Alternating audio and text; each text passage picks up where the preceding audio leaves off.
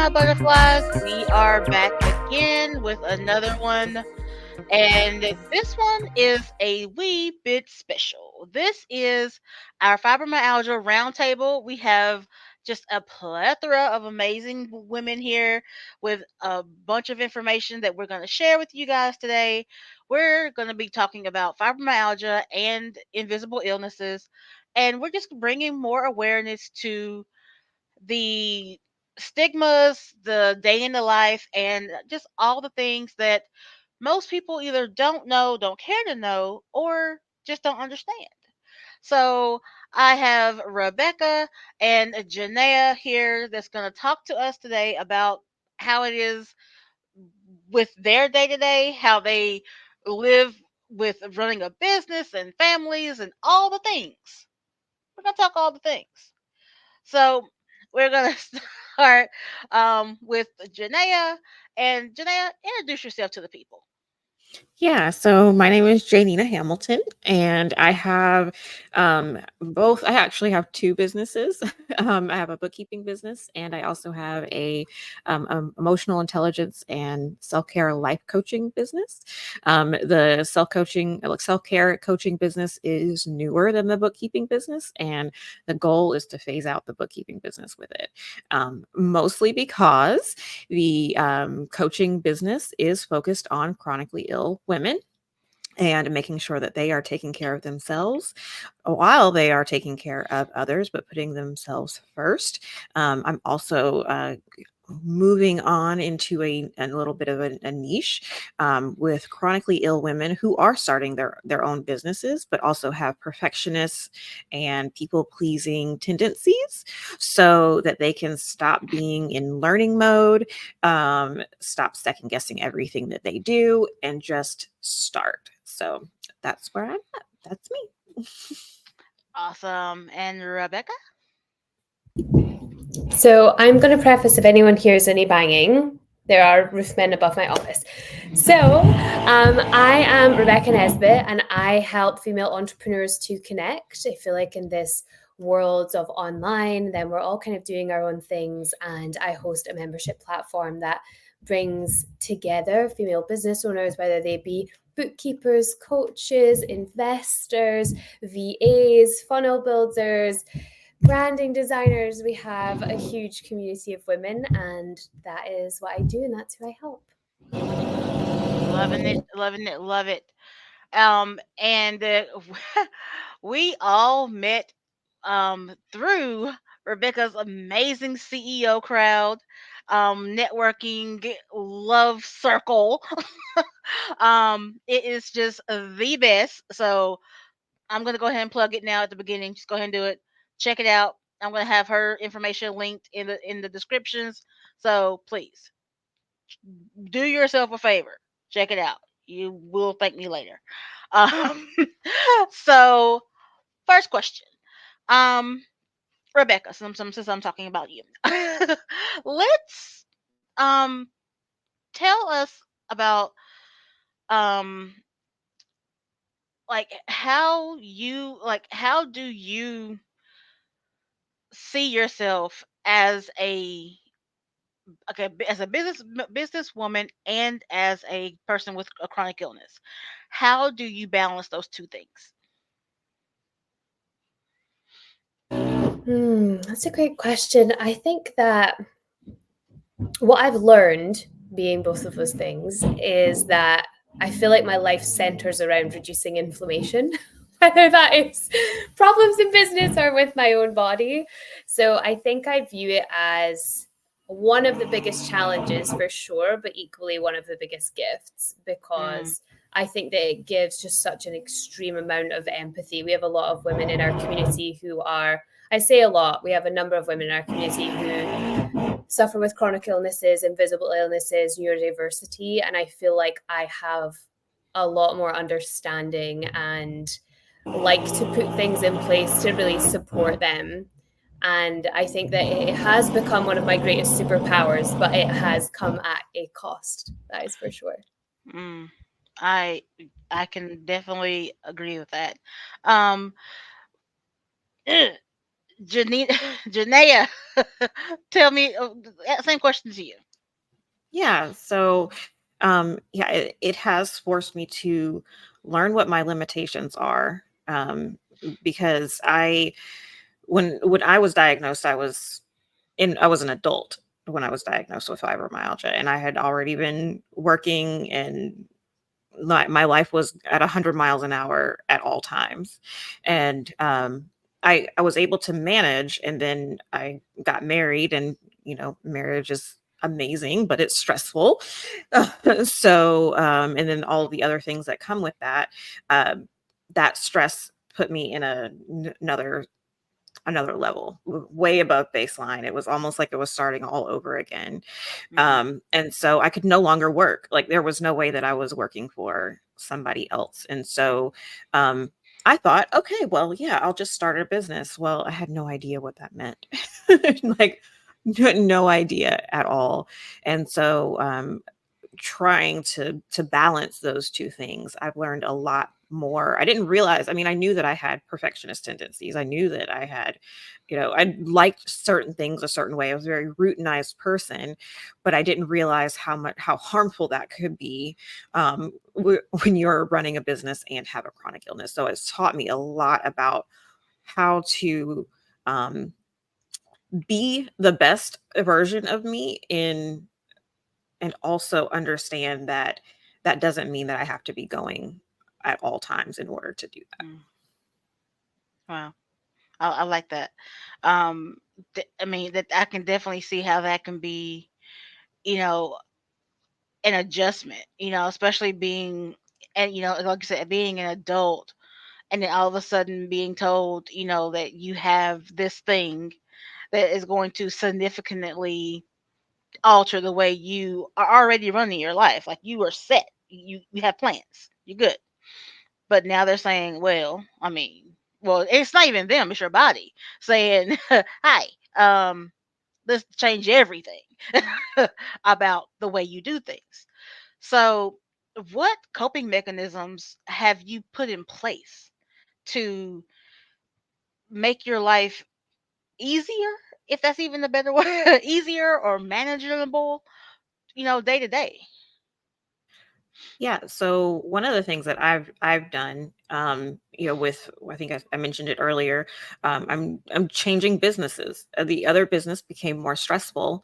Mm, If you to be a bookkeeper, in order to do that, you have to have your clients have to provide you with documents in order for you to provide them the work that you do. And it just has become more and more difficult to get people to comply with that. And so I yeah. said, I need to have a change. There's no way that I can keep getting behind in my work and putting off the rest that I know that I need, because I'm checking after clients or doing work at different times of the week than I had anticipated and blocked off. And I'm this is my business. I'm going to do it how I want to. So that means I need to do something different. And when I discovered what I'm doing now, it made so much sense that that was what I needed to do. And so now I can literally run my business from my phone if I want to. Like, I can be in bed and everything runs like it needs to be. So Mm, um that making a big business jump, because mm-hmm. bookkeeping and and life coaching are two totally separate things. But um I knew that I needed to do that for myself, as just for my own sanity. So, was that more? So, was it really? Was it? So how I want to say that was it really? Was it easier to make the switch because it was basically a do or die, or was there some actual, like, emotional and mental steps you had to take in making that decision to switch jobs? Because some of us have, we're doing jobs that we actually, like, we love. Like, this is, Hmm. like, something we've gone to college for, or you are investing. This is a job, Yeah. but you get diagnosed with, whether it's chronic illness, whether it's cancer, whether it's whatever, and Hmm. then you're stricken with something that now you have to make that type of choice. Yeah. Like, what did you have to do, like mentally and emotionally, to say, Hmm. okay, I gotta do this for me? Yeah. So I'll go back just a little bit then, to when I was diagnosed. I was working in a law office. I have a degree in paralegal studies, so I'm doing absolutely nothing that I Like, Jesus, that I went to school for. are you even the same Um, person? No, oh it's like, no, I'm not. I'm not. So I was working there, and then I also learned how to be the bookkeeper in the office. So that, mm, like, I was just thrust into that. Um, and I loved my job and I loved being there. I had an amazing boss. Like, she was amazing. She allowed me, when I first was diagnosed, to actually change my schedule and reduce my hours. She allowed that. And after I started to manage better, she allowed me to pick up a few more hours. So it worked really well. So I thought that once I got sick again, that she would allow me to do the same thing. And I asked her, and she told me no. mm, So and there was like 4 years in between that. Like, it was a, I was a little shocked, but I couldn't do it. It wasn't fair to her, and it wasn't fair to me either, mhm, because I wasn't working the schedule that I was saying that I was going to work. So, that's where the bookkeeping business came in. Like, my husband said, "Okay, you still want to work, so take a few months off, figure out what skills you have, what you want to do, and let's do that." So that's where the bookkeeping business came from. But, like, it was a struggle for me because I thought that she was going to mm, allow me to stay there. I worked there for 8.5 years. Like, mm. it was we were like, I was her longest running employee ever. After 2 years, I was her longest running employee ever, and we had become. She came to my wedding, like, all of that. So it was a very difficult decision to make, to say, no, I can't work the schedule that I'm doing, but this is what I have to do for me. But when it came to the bookkeeping business, that has not been as difficult, of a decision to make, because over time I started getting, um, I don't know, desensitized to the, needings of my clients, because they weren't providing me what Mm, I needed in order to do my job. And so, actually, before I even went into learning more about emotional intelligence and self care and everything, I had already started the process to start an agency. And that just didn't, it kind of fell apart. It didn't work well. My husband went in the hospital, and so that kind of threw that off. Um, but the transition in my clients now, most of them, I haven't even had to do it. They just can't afford me right now. So it's like, okay, that's fine. That gives me more time to focus on the other business. So yeah, thankfully it's been a smoother transition. okay. So, Rebecca, what about you? Like, have you had any experiences similar to this? Yeah, I think that many of us transition our businesses in alignment with ourselves. And I have definitely done that last year. I was doing high ticket one to one coaching only, and then transitioned into having a membership, which is why we all know each other. So it was a good call, even just based on our relationships. But it was an excellent call for me because I think that having something like fibromyalgia just adds this extra layer onto all the decisions that you make that other people maybe don't have to think about. Mm, But when you do things like myself, my husband would really love to start a family. I have to think about the toll that that's going to take on my body, that extra toll that it's probably going to take on my body. Not to say, mhm, oh, it's harder for me. It's just this is something I really have to think about because this is a condition I have to live with. So on that basis, then we shifted the business model because if you scale up in one-to-one coaching, you're just scaling your time. And I actually couldn't put more time in. So I had to be able to take on more clients with less time. And mhm, that's where a membership works really well because running course after course after course can be really exhausting. mhm, You give yourself a lot of fatigue that way, and that wasn't necessarily going to be very helpful either. So I decided instead to have a membership where it was, you know, it was a rolling intake. People could come in as it felt right, as the seasons were right. And I wouldn't ever have to kind of recreate offers all the time. Like, we have to refine our offer that's accurate, but we get to do that with our members. So I really chose a business model that was a bit easier in some ways, but equally, you've got to think when you have a membership, then you also have to show up for that membership every week. Mhm. So there are pros and cons, but this felt like the best business model based on alignment, not only for the business and where it was going for my family life, but also for me physically. Mm.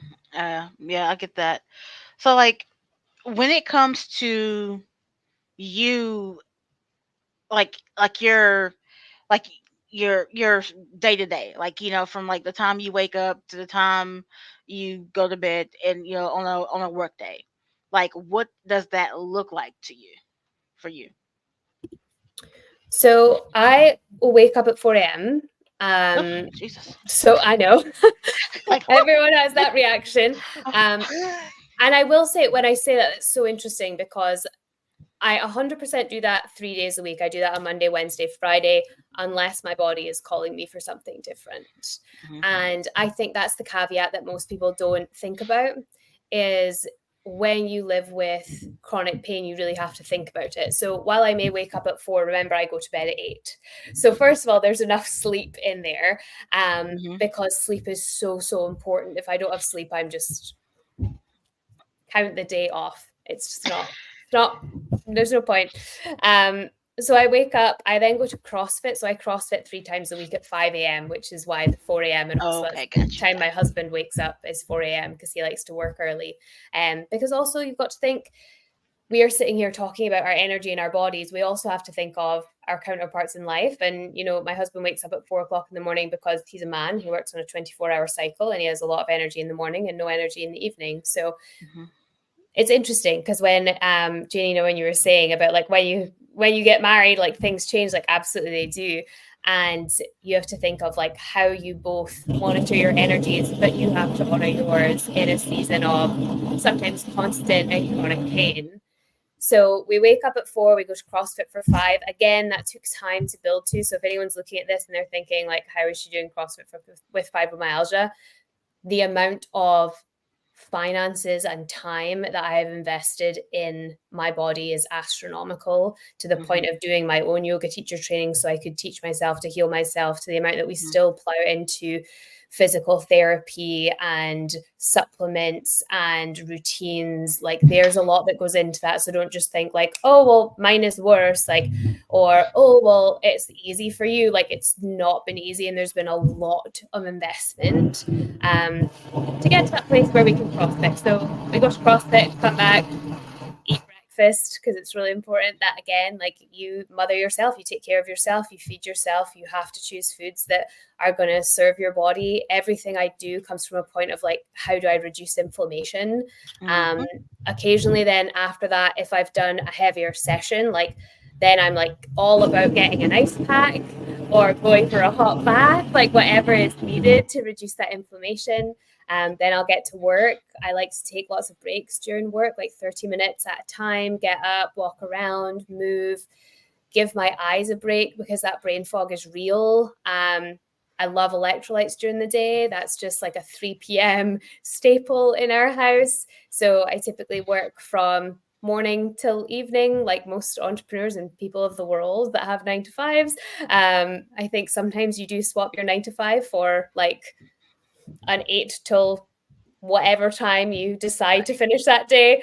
Um, and then, yeah, in bed for 8, try and wind down around 7 o'clock. Like to do my mindfulness practices then, because by that time, my brain is worn out from the day. And I Mhm. know that I really have to, you know, put into practice all of the things that I learn in physical therapy and through mindfulness practitioners and about meditation and visualization and healing your body. And those are typically the times that I do that, and then in bed for 8 and then rinse and repeat the next day. And if we don't have CrossFit, I usually sleep a little bit more. And I love what you were saying about as far as mothering yourself, because it really is. I mean, and it's, on one hand, like maybe before fibromyalgia, chronic illness, it may seem selfish a little bit, but so be it. So be it, because like I'm back in physical therapy now, and I love physical therapy. Like, it may sound weird because he works me. Like, I come back and I'm like, I like don't collect $200. Don't ask me no questions. I come in, I'm straight into the shower. Me and I have this. I'm not being paid for this plug, but I'm just gonna tell you. Degree has a body wash that has electrolytes in it. It's like a shower gel that has lavender and electrolytes. Get it. It's $5. Get it. It's on Amazon. Get the case. It's worth it. Because I'm in the shower. I'm like, leave me alone. This is my Zen time. Because I do pool therapy, an hour and some change in the pool. He doesn't. He's like, do your reverse crunches. Let's do your walk. I mean, he's like, let's go.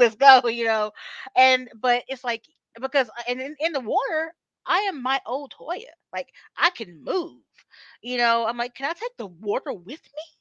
It's like, can I take all of this water with me? Just walk around in it, But it does help so much. You're gonna hurt like afterwards, but it's a good hurt.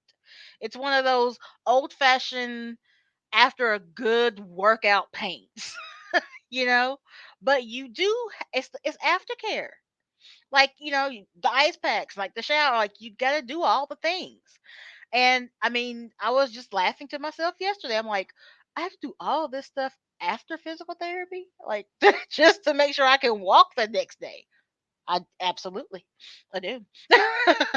But it's worth it if I want to keep the mobility. If I want to keep the s- the level of life I have now, you gotta do the things, and those are the types of things people don't really grasp when they say, like, oh, you have fibromyalgia. Oh, you're tired. So you're tired sometimes. Yeah, yeah. We're just a little tired sometimes. So it's a whole job. Like, we really should get a check for it. Really, we should, because it's a whole thing. And the people who are newly diagnosed, like the amount of confusion they feel, I already get it. I know. They're like, "What is this?" So that's one of the main points, one of the points of doing all this. I want you guys to hear all the stories, hear how, like, we like have we made it? Are we like well, we are experts because we're here because we lived a life. But I also want you to see that you can do this. You can own your own business. You can be productive. You can be satisfied with the level of life that you have. And if you're not satisfied, guess what? We have people here that can help you figure out how to get there. you know? So, on that note, Rebecca, when you first got diagnosed, like before you made CEO Crowd and before you started making your businesses, what was that mental switch that you had to make to be like, okay, he just said what he said, or she just said what she said. That sucks. Now what? Like, what was that process in here or in here, wherever it was for you?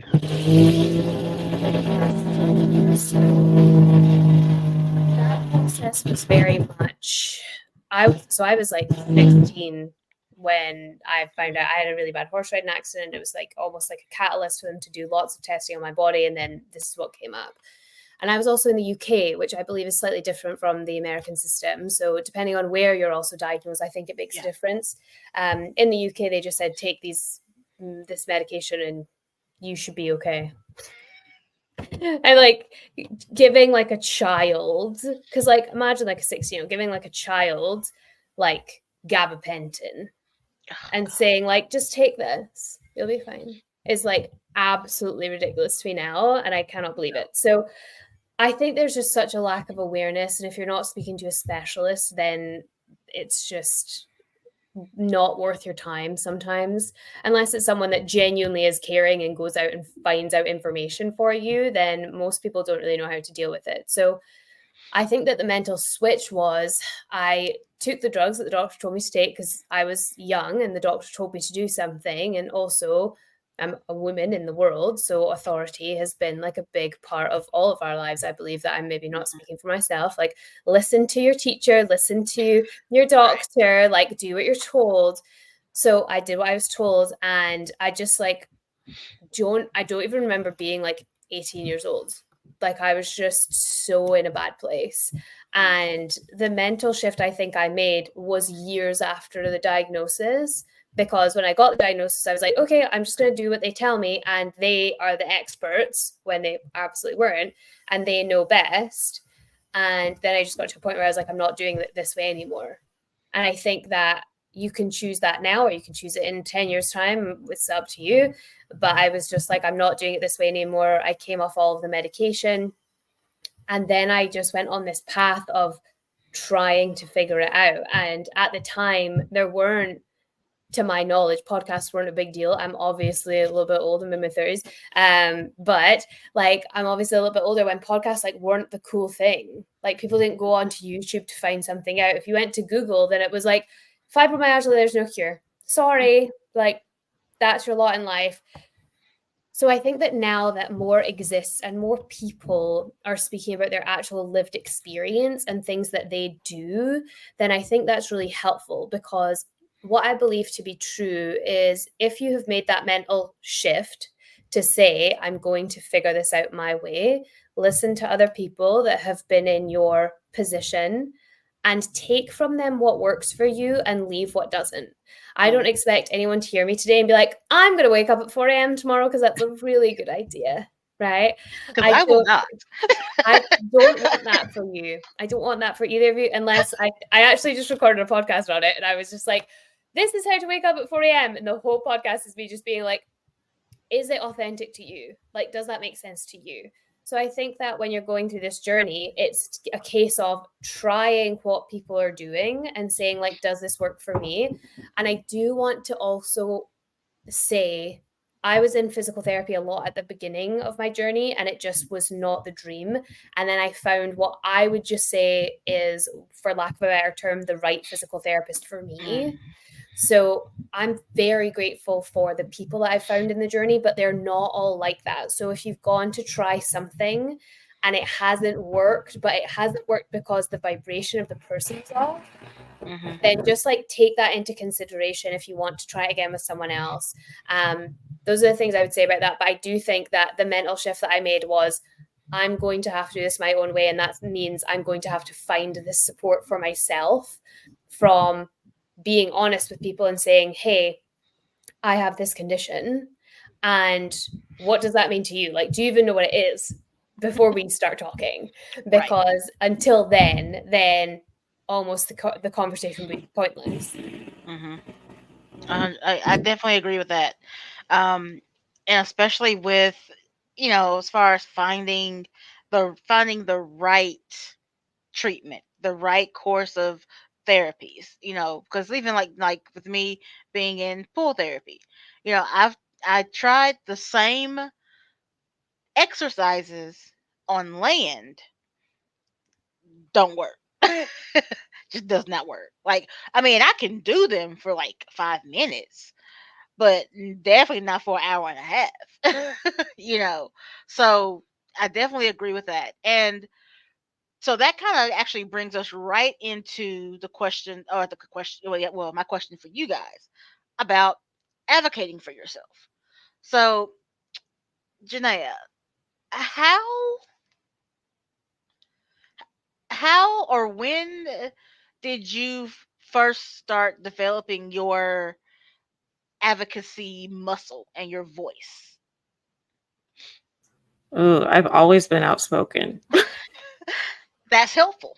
It's very helpful. So, Great yeah. first step. Um, yeah, I've never really been I will accept that type of person, um, especially if it wasn't working for me.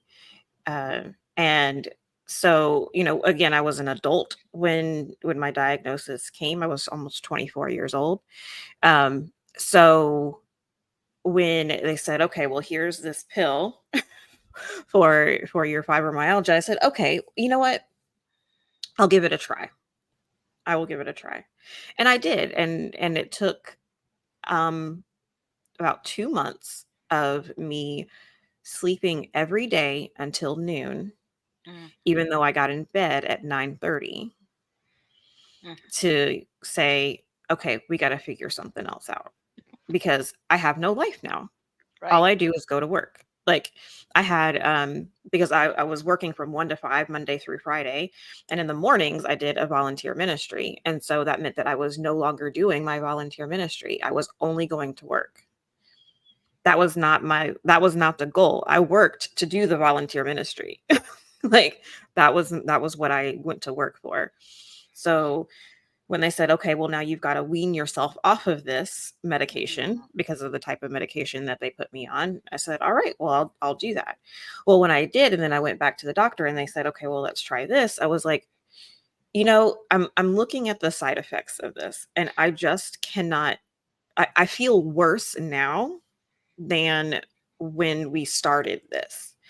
So, and because it was, 2012, there was more information online about what it looked like and what it was and everything. So I did my own research. So I started changing my eating habits. I started exercising differently, and I did all of that on my own. And like I lived with my parents, so it was nice. I didn't have to worry about paying rent and all of that because they were able to support me in this journey, and I'm so grateful for that. Um but yeah, that was it. Like I didn't go any farther with the doctor because what I had started doing for myself, increasing protein, an anti-inflammatory diet, I was like quasi vegetarian, all of that kind of stuff that worked for me. It worked relatively quickly. And I didn't, somehow, I don't know. I mean, maybe it was just my mindset that I was just like, no, I'm going to figure out these things for me because I wanted to get back to doing what I wanted to do. And it Mhm. is helpful when you don't have certain responsibilities in Mhm. order to do that. So I will say that when you do have a different type of support, where you're not having to worry about paying bills, Yeah. and the bills that you do have to pay are ones that you could just say, okay, well, I don't really need that, so I'm just gonna, they were luxuries. I can figure out what I'm going to do with less money, and do that. That does make a difference. Um, but yeah, it was very at the very beginning. I took one prescription and I said, I can't do that to my body anymore. Because even now, like my husband is also chronically ill, and he's like, well, we should go to the doctor and let's do this. And I'm like, I'm fine. Leave me alone. Like I'm good. Although I will say, I did go to the doctor. I do, still do a regular physical. And when I went in April, um, my blood work came back so screwy. Mm, Like my white blood count was extremely high. My neutrophils were extremely high. It looked like had, developed like a chronic leukemia or another type of autoimmune or something. And so that was like the first time in a long time that I had like, oh man, I'm gonna have to start over again mhm, with this, um, because I had been managing so well, and I had been in more pain. I had been above baseline. Um, Turns out that it was lab error. Isn't that interesting? Lab error. Like they sent me to the hematologist and oncologist, and I got blood work done while I was there, and they're like, your numbers are indicative of what you have. wow. like like all of that. So I mean, I've got to go back next week just to check it again, just to make sure. But um yeah, I'm like, here we go again. I'm going to have to put my, no, I'm not doing that. I'm doing all my research on my own type thing again. But thankfully it hasn't turned out to be that way. But yeah, my family calls me the Colonel. That's they're like, I if that tells you anything, I won't go any further with that. No, I think we all have a little bit of the, like, I don't take no guff in us. Like, we kind of Hmm. like, like, And you I'll let should. you get close, but I will smack you. Like, let's just check yourself there, ma'am, sir. So with with you, let's see. So with that, like, with your chronic illnesses and just the way life is, like, so your husband has chronic illness, so you guys kind of already have a general understanding of each other. Like, you both talk the same Hmm. language. Like, Yep. you're kind of like, you're there. Um, so Rebecca, how, like,